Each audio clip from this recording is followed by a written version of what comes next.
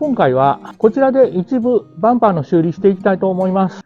おはようございます。滑走体外改造機の細です。今日はキャンピングカーマッシュのバンパーの修理についてです。割れてしまったバンパー修理していきたいと思います。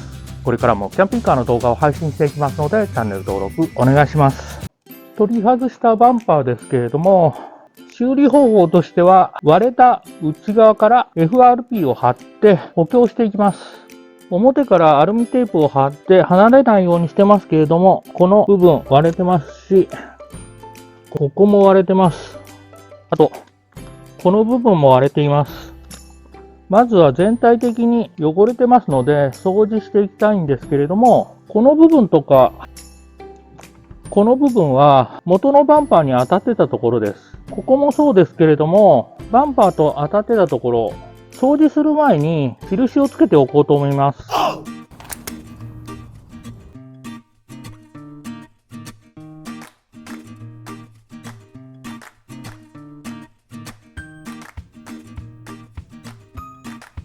それでは洗っていきます。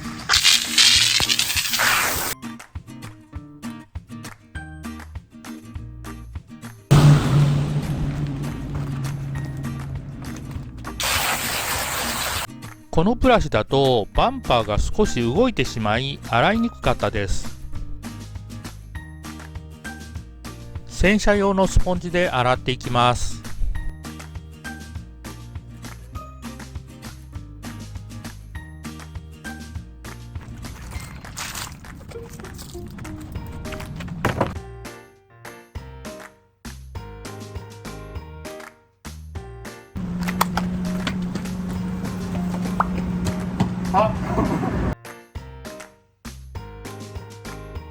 忘れ物？忘れてき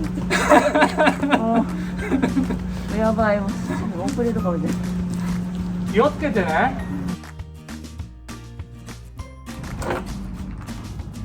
軽く水洗いしておきました。FRP を貼る前には表面を少し削って密着性を高めてから貼っていきますので、とりあえず掃除はこれで OK かと思います。はい。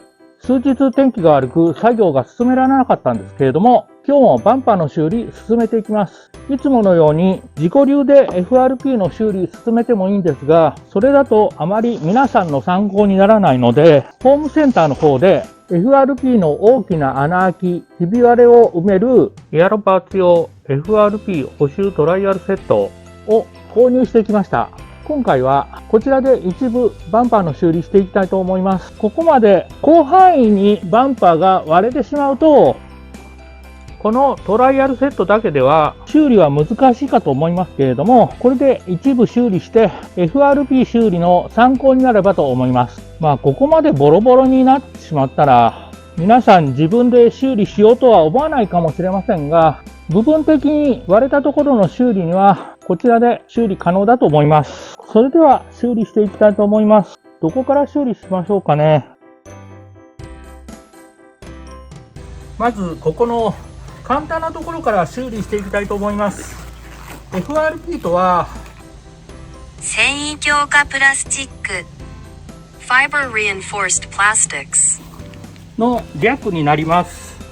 ガラス繊維のガラスマットやガラスクロス、または炭素繊維のカーボンファイバーを樹脂で固めて強度を出しているのですが、この割れてしまったところ、拡大すると少し繊維の筋が見えるかと思いますが、割れてしまったところはもうガラス繊維がちぎれてしまっていますので、まずはこの内側少し削り落としたいと思います。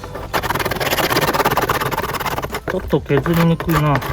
ヤスリでは削りにくいのでベルトグラインダーを使って削っていきたいと思います。ヤスリだとそんなにガラス繊維の粉が飛散することはないんですけれども、ベルトグラインダーで削ると粉が舞ってしまいますので、ちょっといいマスクさせていただきます。それでは削っていきたいと思います。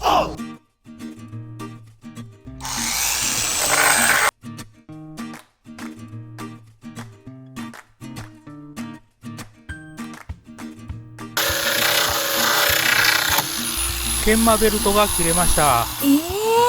本当はここで削ってはいけなくて、この間で削らないといけません。そうしないとベルトが切れてしまいます。これで重なってる部分は削り落としましたので、位置を合わせることができますので、修理していきます。まずはここ、固定したいですね。かまぼこ板です。これで当て木をして固定しておきます。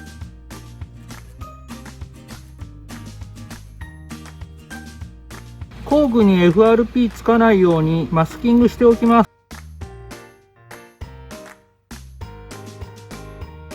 もう少し張る範囲削った方が良かったかもしれませんね。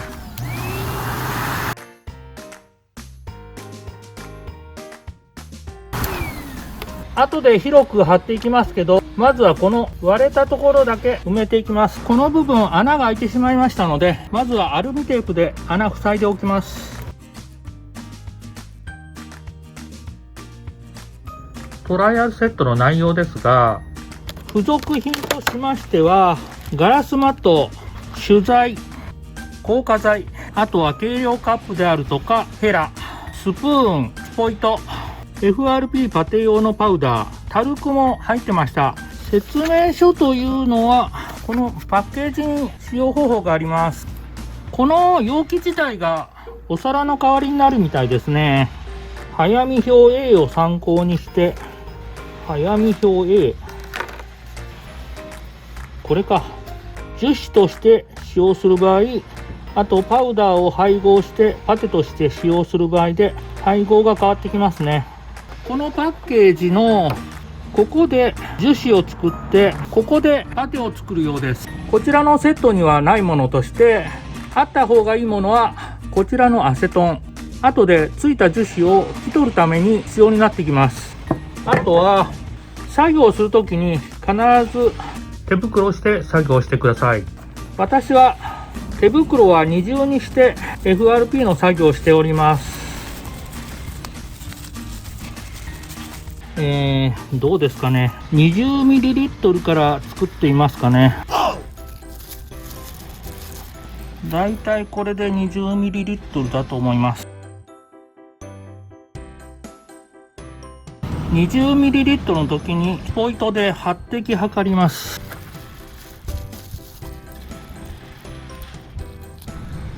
1、2、3、4、5、6、7、8滴。あ、順番間違えました。先にガラスマット切っておかないといけませんでした。混ぜていきます。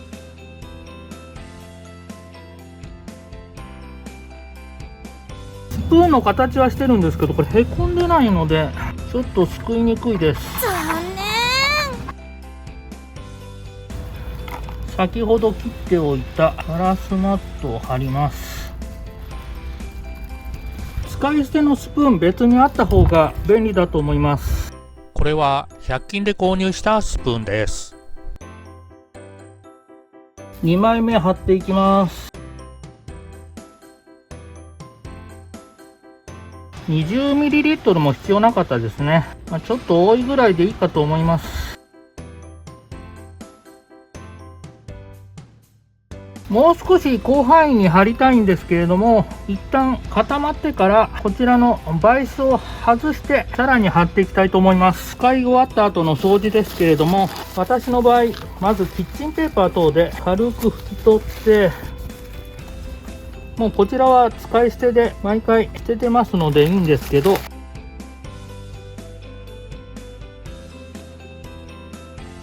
このスプーンももういいかな。ちょっと使いにくかったです。こちらの計量カップはまた使いますので、しっかり掃除しておきます。硬化剤を混ぜてなくても、取材だけでももう固まってしまいますので、取材がついただけの計量カップもしっかり掃除しておいてください。まだネチャネチャしてる感じです。最後このアセトンできれいに拭き取っておきます。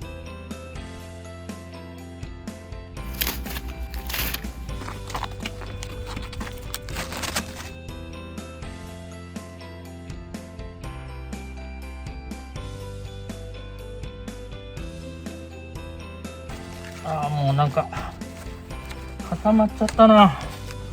もう固まってきて綺麗にならないですね。次は使い捨ての紙皿使いたいと思います。はい、1時間ほど経過しましたので、もう固まってると思います。取り外します。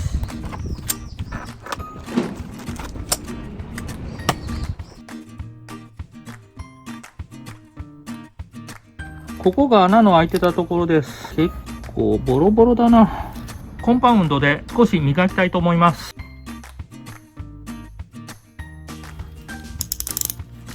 塗装したくないので、なるべく少ない範囲で修理終わらせたいのですが、角をカッターナイフで落としておきます。よいしょ。こちらの表の部分ですけれども、前の動画でウルトラボックスの修理にも使用した FRP 修正用、こちらで修理していきたいと思います。先ほど使用したトライアルセットのパウダーを混ぜてパテを作ってもいいんですけれども、こちらの FRP 修正用の方が白くて綺麗に仕上がると思います。それでは同量混ぜていきます。こちらはダイソーで購入したヘラになります。付属のヘラは小さいので別途ヘラ用意した方が便利だと思います。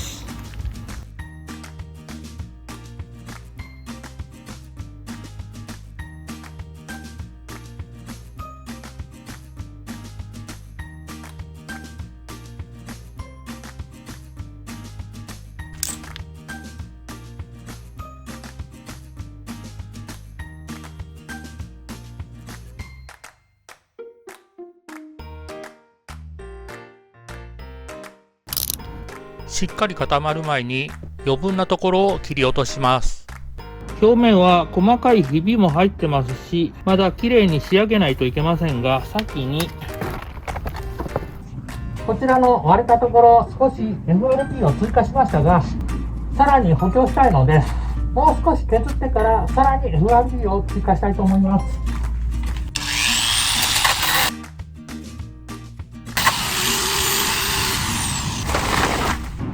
次はこちら側修理していきますので削っていきます。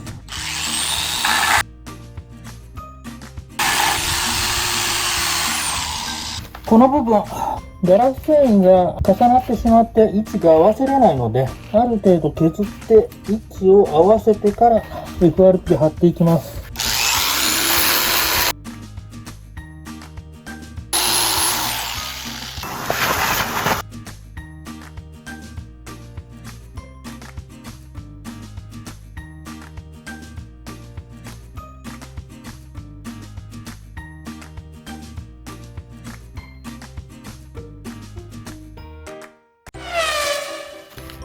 1時間経過しましたので外していきます。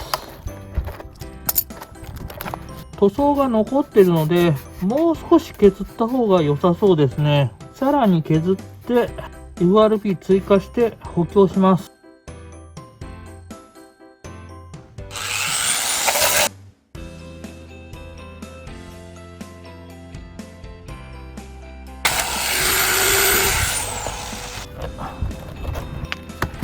先ほど補強した表側がこんな感じです。もうボロボロです。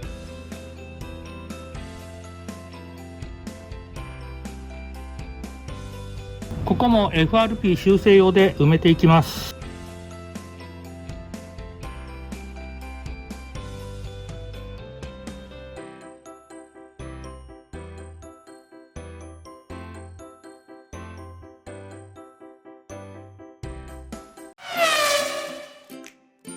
はい。今日も作業を進めていきます。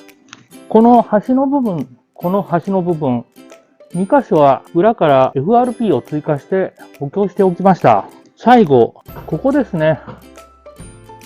表から見ると、ここが割れてて、ここからここまで、それから反対側もここまで割れています。まずは裏側のガラス繊維を削って FRP を追加していきます。奥が削れないのでヤスリで削ってみます。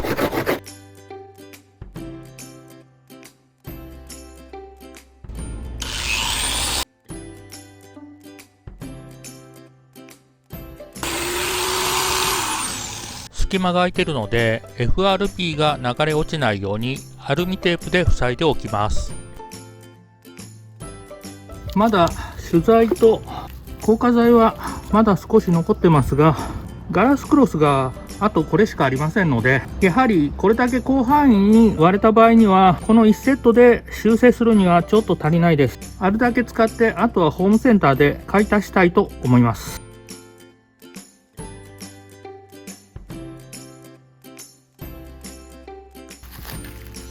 取材がなくなりました。ガラスマットより取材の方が先になくなりました。セットの取材がなくなったので、手持ちのポリペスト取材使って貼っていきます。しばらく使う機会がなかったので、飴色のはずが緑色に変色していました。もう固まったので取り外します。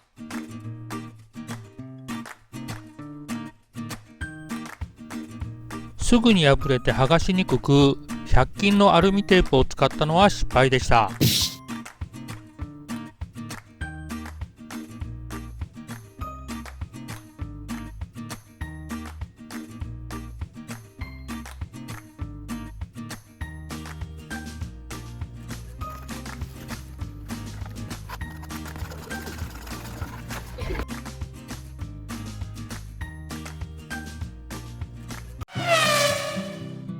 はい。今回はキャンピングカーのエアロバンパーを99工房の FRP 補修トライアルセットを使って修理してみました。さすがにここまで割れてしまうと、これ1個では全て修理することはできませんでしたが、それでもかなり広範囲修理することができました。